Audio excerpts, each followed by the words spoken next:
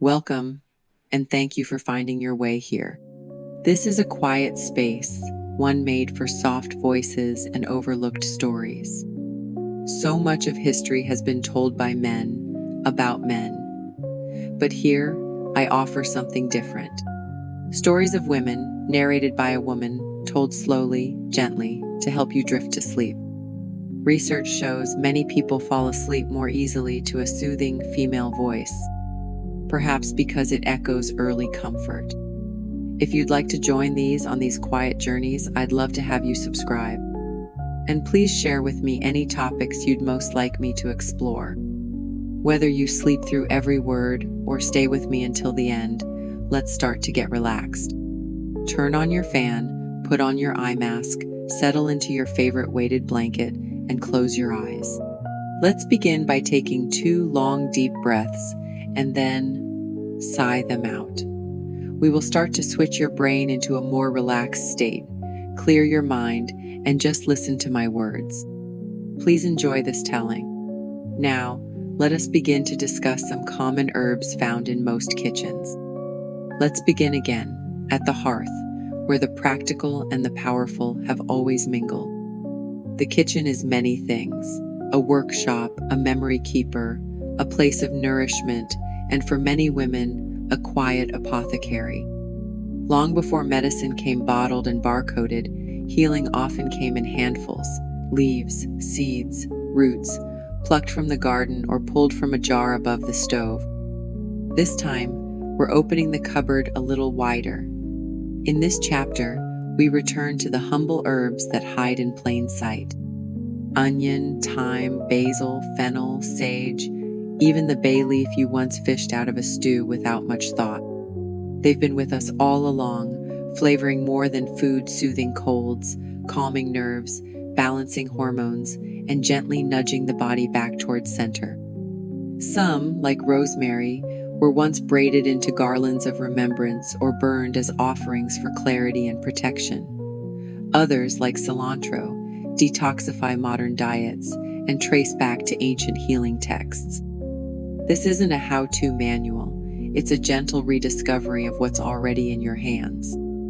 You don't need to be a healer to use these herbs, just curious, open-hearted, and maybe a little tired of handing over every small ailment to the pharmacy shelf. So let's walk the kitchen together, herb by herb, remembering as we go not just how to use them, but why they've never left our side. Let's open with a sprig that smells like memory itself: rosemary. Woodsy and sharp, with a scent that seems to cut through time, rosemary has long stood at the crossroads of food, medicine, and ritual. It's the kind of herb that makes itself known. Brush against it in the garden, and it insists you take notice. In the ancient world, rosemary was woven into garlands for scholars and brides alike. The Greeks believed it strengthened the mind, and students braided it into their hair before exams. In medieval Europe, rosemary became a symbol of fidelity, carried in wedding bouquets, buried in graves, and burned in sick rooms to purify the air. Shakespeare gave it to Ophelia as a token for remembrance, tying its legacy to both grief and grace. But rosemary isn't just for poetry and old ceremonies. It's for roast potatoes, simmering soups, and the gentle comfort of a homemade oil rubbed into tired muscles. It thrives in everyday kitchens, where a single sprig can transform a dish or a mood. Tuck it into a stew, bake it into bread, or toss it in a pan with olive oil and garlic for something both rustic and quietly medicinal. Medicinally, rosemary shines as a circulatory stimulant and cognitive ally. It's been shown to support memory and focus, aid digestion, and relieve tension headaches. Rich in antioxidants and anti-inflammatory compounds, it helps reduce oxidative stress, gently nudging the body toward balance. Some women use rosemary to ease muscle tension or apply diluted oil to the scalp for healthier hair growth and stimulation. That said, rosemary isn't for everyone in every form. Large quantities of concentrated oil should never be ingested, and those with high blood pressure or epilepsy should consult a professional before using it medicinally. But in culinary or topical amounts, it's among the friendliest of herbs. To use rosemary, steep a few sprigs in hot water for a grounding tea, or infuse olive oil for a fragrant rub or salad dressing. Add it fresh to dishes, or dry it by hanging bunches upside down in a warm space with good airflow. Once dry, strip the leaves and store them in a sealed jar away from sunlight. If you want to grow your own, rosemary is wonderfully hardy. It prefers full sun, well-drained soil, and a light hand with water. Even indoors, a small pot near a sunny window will yield more than enough for daily use and the occasional moment of reflection. Rosemary reminds us that some things stick with us not because they demand attention, but because they quietly earn it. In moments of fog or forgetfulness, a simple breath of its scent can feel like the mind coming home. Let's turn to an herb that's easy to overlook until you need it: thyme. It's small, unassuming, and grows close to the earth, but don't let that fool you. For thousands of years, thyme has been a steadfast companion in kitchens and sick rooms alike. Its name comes from the Greek word thymos, meaning courage or spirit, and for good reason. This humble herb has long been thought to fortify the heart, the lungs, and even the soul. In ancient Egypt, thyme was used in embalming practices. The Greeks burned it in temples as incense, believing it imbued strength and bravery. During the Middle Ages, women embroidered thyme onto night scarves for protection in battle. And in countless folk traditions across Europe and the Middle East, thyme was placed beneath pillows to ward off nightmares and encourage restful sleep. Yet, thyme's true power lies in its practicality. It's the herb you reach for in a simmering broth, a roasted chicken, or a pan of sautéed greens. Earthy and slightly minty, thyme adds depth without overpowering, and it plays well with nearly every other herb on the rack. In this way, it reflects the qualities it supports in us: resilience, harmony, and quiet strength. Medicinally, thyme has been used to treat coughs, bronchial infections, and sore throats for centuries. It contains thymol, a powerful antiseptic and antimicrobial compound still found in some commercial mouthwashes and cold remedies. For women, thyme has traditionally been used to support respiratory health during seasonal illnesses, especially in colder, damper climates. It can also help relieve menstrual cramping and digestive discomfort, acting as a gentle tonic when the body is feeling sluggish or inflamed. Still, like most herbs, thyme asks for moderation. Its essential oil is potent and should be used with caution, always diluted, never ingested in pure form. But as a culinary or tea herb, it is beautifully safe and versatile. A simple thyme tea made by steeping a few fresh or dried sprigs in hot water can ease a cough or soothe a sore throat. Add lemon and honey for a comforting evening tonic. In cooking, use it to flavor meats, vegetables, soups, or breads. Its aromatic qualities also make it a great addition to homemade cleaning sprays or steam inhalations when fighting a cold. To grow thyme, choose a sunny spot and well-drained soil. It prefers a little neglect to overcare, thriving in dry, rocky soil and forgiving the occasional forgotten watering. It's perennial in most climates and can easily be grown in a pot on a windowsill, ready to lend a sprig whenever needed. In many ways, thyme is the friend who's always there in the background, quiet, capable, and endlessly giving. Whether you're reaching for it to flavor a stew or to calm a lingering cough, it offers a kind of timeless reassurance, small, steady help when you need it most. Let's pause for a moment with the ancient Egyptians, who, as it turns out, were some of history's earliest herbalists and the original overpackers.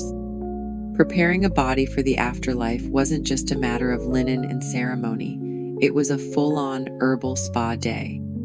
They used cinnamon, myrrh, frankincense, and yes, thyme to preserve the dearly departed with the kind of care most of us wish our skincare routines received.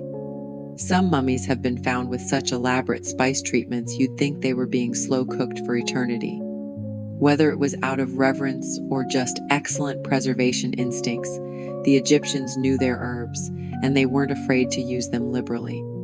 It does make you wonder what modern archaeologists will think when they dig us up, discovering shelves of essential oils and chamomile tea bags tucked lovingly beside us in our yoga pants. And now, let's shift from embalmed elegance to something a little humbler, but no less mighty.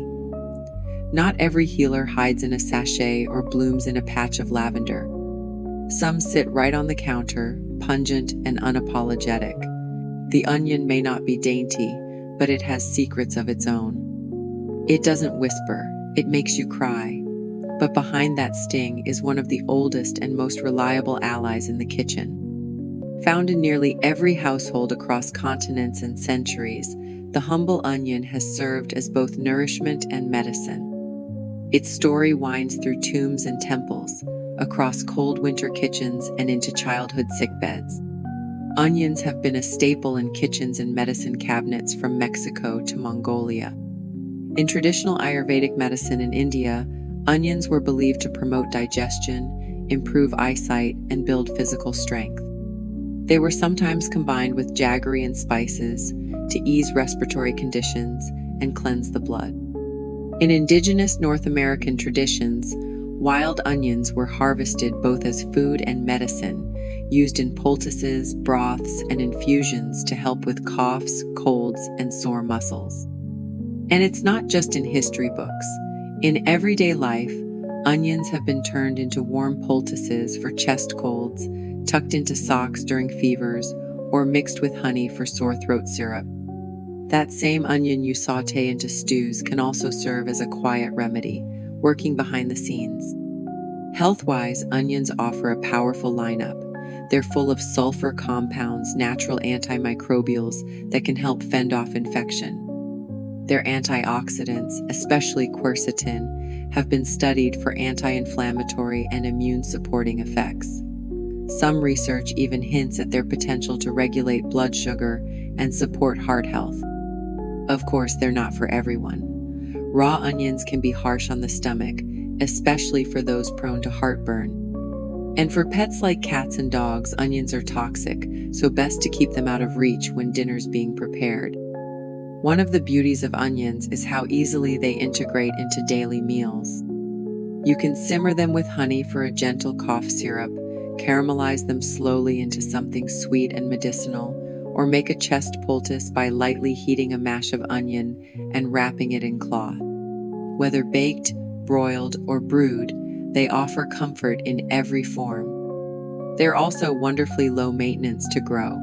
Onions like loose, well-drained soil and a bit of sun. You can even grow them in pots or containers if you're short on garden space. Once harvested, they'll keep for months in a cool, dark spot, waiting patiently until they're called upon again.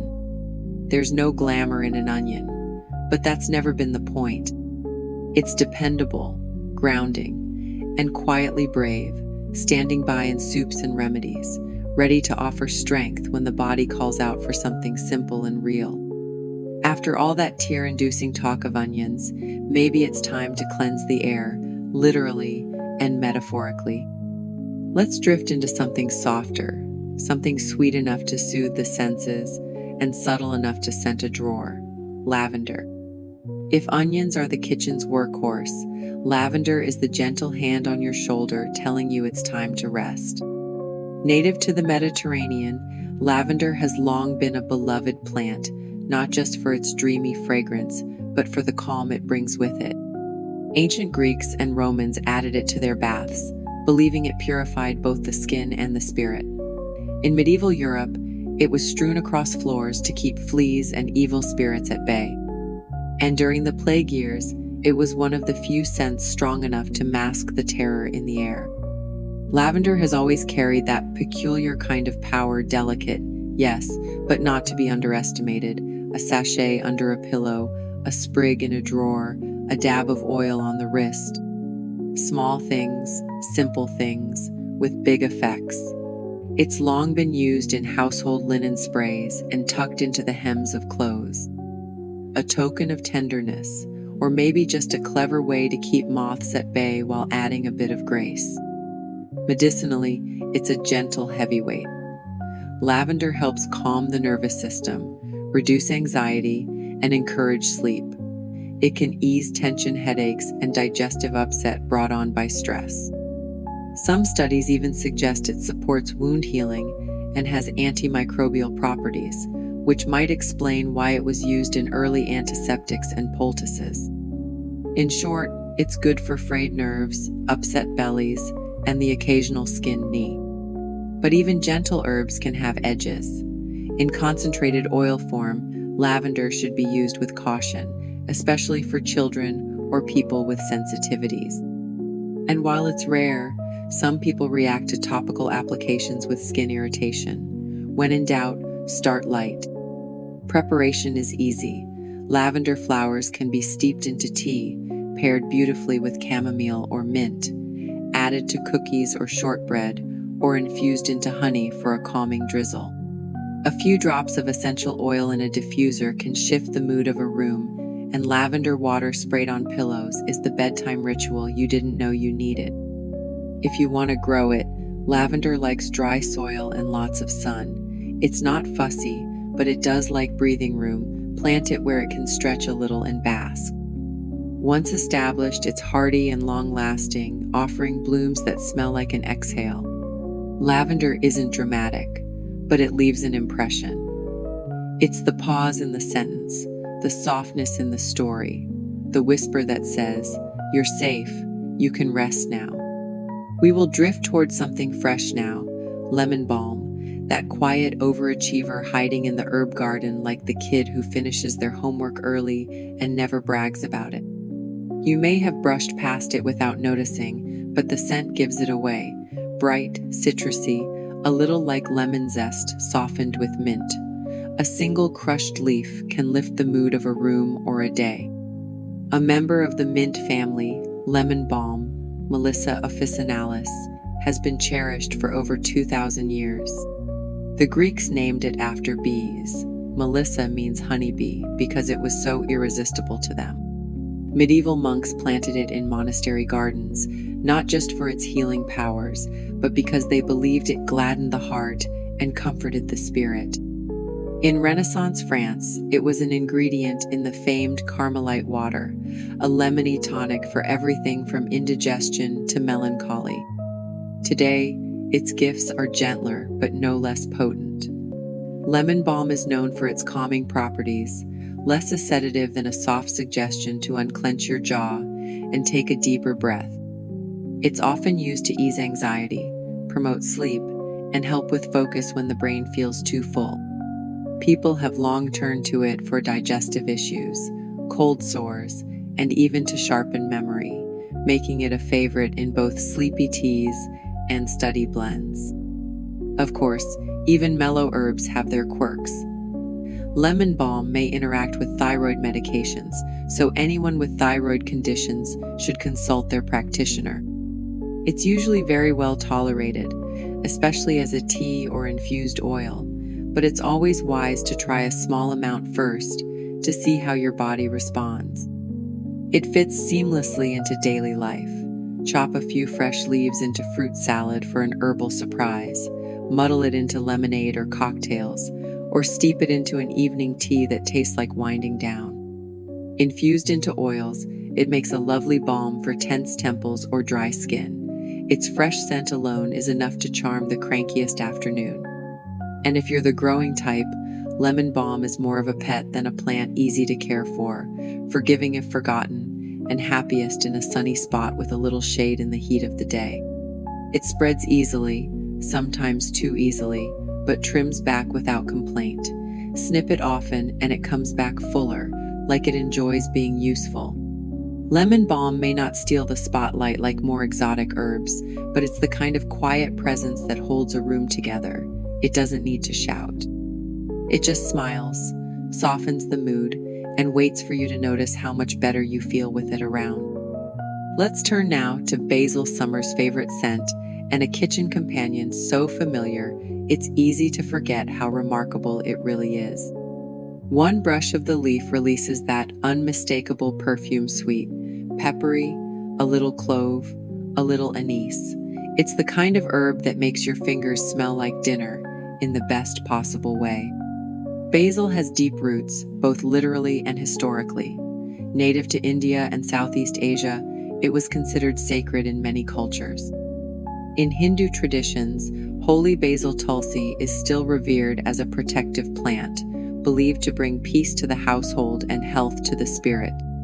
In ancient Egypt, basil was used in embalming, while the Greeks and Romans associated it with love, mourning, and sometimes mischief.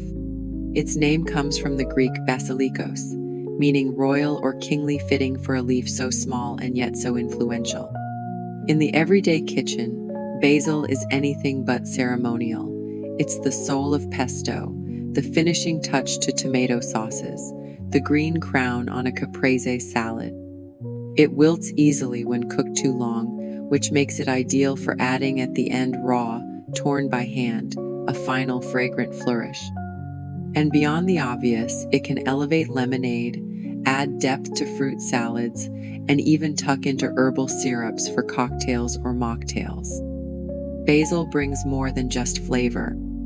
It's known for its anti-inflammatory and antibacterial properties, often used in traditional medicine to help with digestion, support the immune system, and calm the nervous system.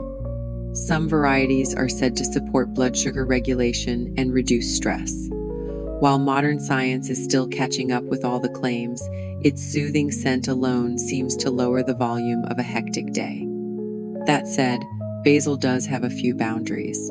It doesn't love the cold, fresh basil blackens easily in the fridge unless wrapped gently or stored in a glass of water like a bouquet. Medicinally, it's mild, but concentrated extracts should be used thoughtfully and with guidance, especially during pregnancy or if taking blood thinners. Preparation is where basil shines. Whether blended into pesto, torn over pasta, or infused into oil, its flavor is best when fresh. Dried basil simply doesn't compare. To capture its spirit year-round, many gardeners freeze it in olive oil or make basil cubes for winter soups and stews. It grows readily in warm weather, thriving in containers or garden beds with sun and regular trimming. Pinch off flowers to keep it leafy and full, and harvest often. It encourages more growth. Basil likes attention, but not fuss. Give it sun, good soil, and a bit of affection, and it will reward you all season. Basil may be common, but it's never boring. It brings brightness to a dish and a little bit of poetry to a pot. In the garden, on the plate, or steeped in tea, it's the sort of herb that makes everything it touches feel a little more alive.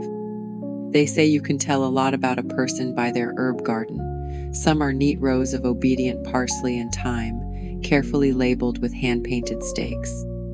Others are chaotic jungles of mint trying to take over the neighborhood, basil bolting defiantly, and a rosemary bush that somehow thinks it's a tree. Whether it's tucked into a windowsill or sprawling across a backyard, the herb garden is part apothecary, part pantry, and part experiment in optimism. You plant these fragrant little wonders with visions of herbal tea and gourmet dinners, and end up with 3 sprigs of oregano and a vendetta against snails. But somewhere in the middle of all this green mischief grows fennel, feathery and sweet, like a gentle giant with licorice breath. Fennel's story begins in the Mediterranean, where it's been revered since ancient times. The Greeks associated it with knowledge and courage. The Romans believed it to be a gift from the gods. And in traditional Chinese medicine and Ayurveda, fennel seeds have long been chewed after meals to support digestion and sweeten the breath. It was even said to help improve eyesight and increase strength. Whether or not that's true, it certainly kept ancient physicians employed. In everyday life, fennel is surprisingly versatile. The bulb can be sliced raw into salads, where its crisp anise flavor adds brightness. Roasted, it softens and sweetens into something almost floral. The fronds are lovely, sprinkled like dill over fish or added to broth for subtle complexity. And the seeds, those little brown commas, can be brewed into tea, chewed after a meal, or tossed into spice blends for both sweet and savory dishes. Fennel's health benefits have made it a kitchen staple and a herbalist's friend. It's famed for easing bloating, gas, and other digestive discomforts. Nursing mothers sometimes use it to support milk production. It's gently antispasmodic, which means it may help with menstrual cramps or colicky bellies. Rich in antioxidants and fiber, fennel brings quiet strength to the table, never flashy, but deeply supportive. As with many herbs, moderation is key. While fennel is generally safe, concentrated extracts or large quantities of seeds should be used cautiously during pregnancy or if you're managing hormonal conditions. Most culinary uses are mild and gentle, but it's always wise to be informed. To prepare fennel, simply trim the stalks and use the bulb raw or cooked. The fronds are delicate and best added fresh, while the seeds can be lightly toasted to enhance their flavor before grinding or steeping. A tea made from fennel seeds is a time-tested remedy for digestive discomfort and an excellent post-dinner ritual. Fennel grows happily in full sun with well-drained soil, and its tall, feathery tops sway like green fireworks in the garden. It's one of those plants that looks like it should be difficult, but isn't it just needs space to stretch and a bit of water when things get dry? In a world of loud flavors and louder opinions, fennel offers something softer. A gentle sweetness, a little depth, and the quiet reassurance that some of the best things in life grow slowly and taste faintly of licorice. There's something oddly comforting about that old folk song, parsley, sage, rosemary, and thyme. Sung in hushed harmonies, it conjures images of countryside kitchens, herb-strewn tables, and wisdom passed down in whispers. Whether or not the lyrics ever made sense to you, what was Scarborough Fair anyway? Those four herbs etched themselves into our collective imagination. And of all of them, sage might just be the most mysterious, less about garnish and more about gravitas. Parsley freshens the breath, thyme clears the lungs, rosemary wakes the senses, but sage remembers. Historically, sage has worn many hats. Native to the Mediterranean and beloved by the Romans, it was considered sacred enough to have its own harvesting rituals. Medieval monks planted it in cloisters for healing and purification, and in traditional European herbalism, sage was the go-to for everything from sore throats to grief. Its very name, salvia from the Latin salvare, meaning to save, hints at its reputation as a plant with serious potential. Over centuries, it became a symbol of longevity, clarity, and protection. A sprig hung over a doorway was said to ward off evil. A cup of sage tea could revive memory or resolve melancholy. Even today, many cultures still burn dried sage for cleansing, though we do well to understand and respect the indigenous roots of that practice. In daily use, sage plays both a culinary and medicinal role. It's the quiet hero of holiday stuffing, the unexpected depth in browned butter sauces, the earthy note in rich stews. It's not flashy, but it grounds a dish with warmth and complexity. A tea brewed from its soft gray-green leaves can soothe a sore throat or dry up excess sweat. Yes, really, it's particularly helpful for menopausal night sweats. It has mild anti-inflammatory, antimicrobial, and antioxidant properties that support both the body and the mood. But sage is potent in its own right and deserves to be treated with respect. In large amounts or concentrated extracts, it can be overstimulating, particularly a compound called thujone, which is neuroactive in high doses. For most kitchen uses, though, it's quite safe. A leaf or two goes a long way. To prepare sage, Use fresh or dried leaves sparingly too much, and the flavor becomes overpowering. It pairs beautifully with savory dishes, root vegetables, and rich meats. Sage tea can be made by steeping a few fresh leaves in hot water for about 5 minutes. Add a bit of honey if the taste is too bold. It's also a lovely addition to herbal blends for cold season or menstrual support.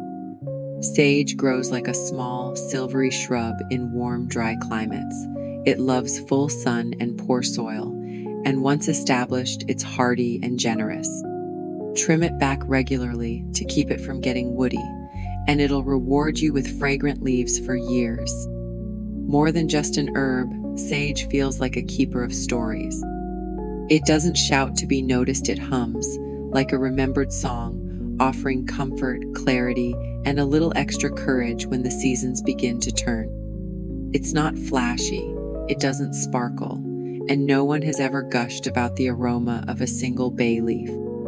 But take it away, and something goes missing, that elusive depth, the whisper of earth and green tucked behind the flavor of a slow-cooked stew. Bay leaf is the quiet backbone of many dishes, a kitchen ghost that disappears before the first bite but leaves its mark behind. Originally native to the Mediterranean, bay leaves were once woven into the crowns of poets and victors. The laurel wreath wasn't just decorative, it symbolized wisdom, honor, and achievement. Ancient Greeks believed the bay tree was sacred to Apollo, god of prophecy and healing. In Roman times, bay leaves were burned to purify the air and protect against lightning and plague. So while today it's mostly dropped into soup pots, its history is anything but bland. In the everyday kitchen, bay leaf tends to appear as a background note tucked into broths, sauces, rice, and beans. It won't shout at you like garlic or ginger, but it lends a grounded, slightly herbal flavor with hints of eucalyptus and clove. It's especially good when you want a dish to taste like it's been simmering in someone's grandmother's kitchen for hours. And yes, you're supposed to take it out before serving. No one wants to crunch on a whole leaf. Health-wise, bay leaf has a subtle but steady resume. It has long been used to support digestion, especially in heavy or fatty meals, and is said to calm gas and bloating. Some traditions have called on bay for managing blood sugar and soothing inflammation, though its effects are more supportive than dramatic. Bay is also mildly antimicrobial and has been used in poultices or baths for aches and colds, a kitchen herb that edges toward the apothecary shelf. A word of caution: bay leaf should never be eaten whole.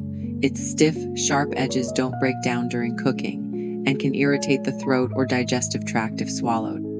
Crushed bay is fine in spice blends, but otherwise, steep it gently and lift it out like a secret ingredient, never meant to be caught.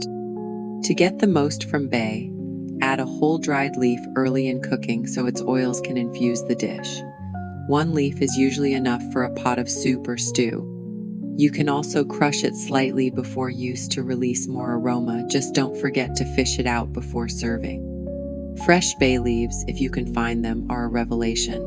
Brighter, greener, more fragrant. They freeze well too, if you have access to a tree or a specialty shop. Bay is easy to grow in warmer climates, thriving in pots or garden beds with well-drained soil and full sun. It's slow-growing but long-lived, a bit like wisdom itself. Tuck a leaf into your next simmering pot and let it do what it does best. Show up quietly and make everything around it just a little better. If bay leaf is the mysterious guest who slips out before dessert, parsley is the one who stays to help with dishes practical, present, and occasionally underestimated. You've likely brushed it aside as a garnish more times than you can count, but parsley has been doing far more than decorating the dinner plate. And while the old folk tune may pair it with sage, rosemary, and thyme, parsley on its own deserves a solo. Native to the Mediterranean and beloved for centuries, parsley once had a seat at the sacred table. In ancient Greece, it was associated with both funerals and athletic games, a bit of an identity crisis, really. Victors at the Isthmian Games were crowned with parsley garlands, while it also lined graves as a symbol of rebirth. Romans believed it could ward off intoxication, wearing it like a leafy hangover talisman. In folk traditions across Europe, parsley has been tied to everything from fertility rites to superstition. It was once said to grow only where a strong woman lived. Everyday use today tends to be less mystical and more chopped. Parsley lifts heavy dishes, cuts through richness, and brightens up broths, grains, and salads. Flat-leaf parsley, also called Italian parsley, has a more robust flavor, while curly parsley offers crunch and a slightly milder taste. It's a workhorse in tabbouleh, chimichurri, and anything needing a dash of freshness. In the kitchen, it's the herb you didn't realize you were missing until it shows up, and suddenly everything tastes more complete. Beyond its culinary appeal, parsley packs a healthful punch.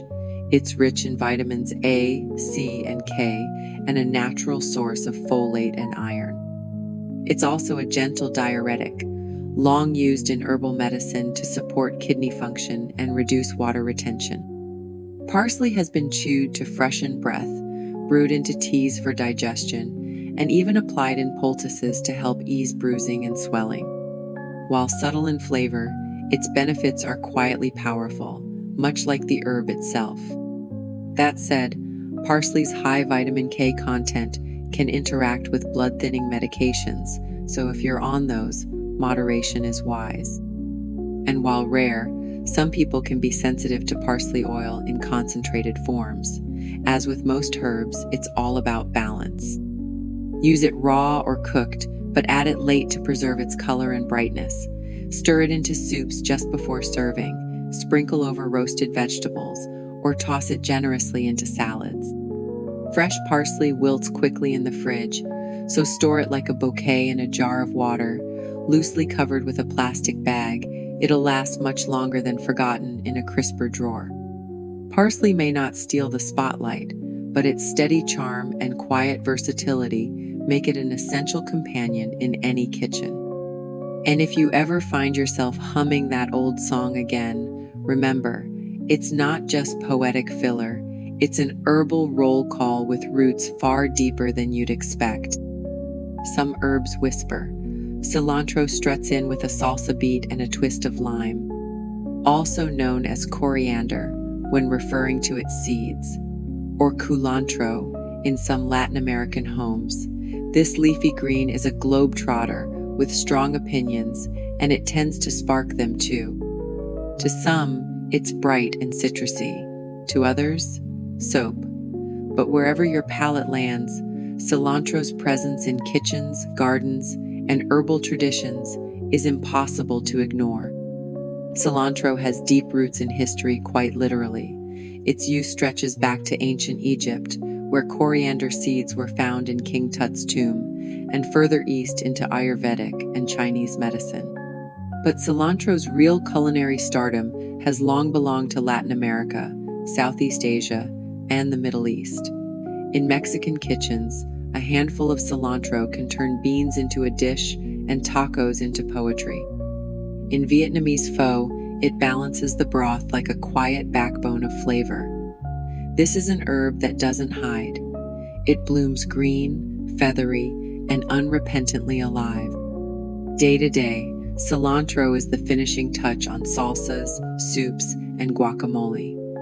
It livens up rice, mango salads, lentil stews, anything that needs a hit of green brightness. The leaves, stems, and seeds all have their place, and the whole plant is edible, though most of us play favorites with the top half. The seeds coriander are mellow, warm, and slightly citrusy, used in everything from spice blends to baked goods. But it's the leaf that usually gets the drama and the glory. Health-wise, cilantro wears a surprisingly hefty crown. It's high in antioxidants and may support blood sugar regulation. Traditional medicine has turned to it for its gentle detoxifying properties, especially in assisting the body with heavy metal removal. Some even say it supports digestion and may ease bloating after a particularly indulgent meal. Hello, taco night. It's a natural anti-inflammatory, and in some traditions, it's been brewed into teas for cooling fevers and easing anxiety. Still, cilantro isn't for everyone. A small percentage of people have a genetic trait that makes it taste, quite literally, like soap. It's not their fault, it's science. And for those folks, no amount of convincing will turn cilantro into a pleasure. That's okay. More for the rest of us. Cilantro is best used fresh. It wilts quickly and loses flavor when overcooked. Add it at the end of cooking or use it raw. Store it upright in a jar with water, loosely covered, just like you would with parsley. Or better yet, grow it yourself. Cilantro likes cooler weather, bolts easily in heat, but rewards quick harvests with plenty of punch. So often, snip generously, and don't worry if it goes to seed, you'll just end up with coriander, and that's a win-win. Cilantro doesn't play background music. It's bold, assertive, and full of life. Whether you're chopping it for salsa verde or sprinkling it into soup with a flourish, remember, this herb is a celebration, not a suggestion, and it always arrives dressed for the party. And so, we come to the end of another herbal wander through garden rows and kitchen shelves, across generations and geography. From the quiet authority of rosemary to the playful boldness of cilantro, these plants have shaped meals, healed ailments, and passed quietly from one pair of hands to the next. We've lingered with parsley in the corner of the cutting board, watched steam curl from thyme-laced broths, and felt lavender's soft exhale at the edge of a pillow. Onion poultices, basil's sacred calm, fennel's sweet breath, sage's ancient wisdom, each herb with its own temperament, its own little magic. Not flashy, not otherworldly, just present. Rooted, available. They remind us that healing doesn't always require spectacle. Sometimes it's in a simmering pot, a fragrant cup, a pinch of green torn between fingers. They remind us that care can be slow, gentle, and habitual, and that wellness, like sleep, often comes not with force but with permission. Let yourself drift now, knowing the tools for tending body and spirit may already be in your cupboard. You don't have to be a healer to begin. You just have to begin. Rest now with the scent of lemon balm on the breeze, a sprig of rosemary tucked into your dream, and the quiet knowing that these humble herbs are watching over you, still doing what they've always done, softly, steadily, asking nothing but to be remembered. Good night.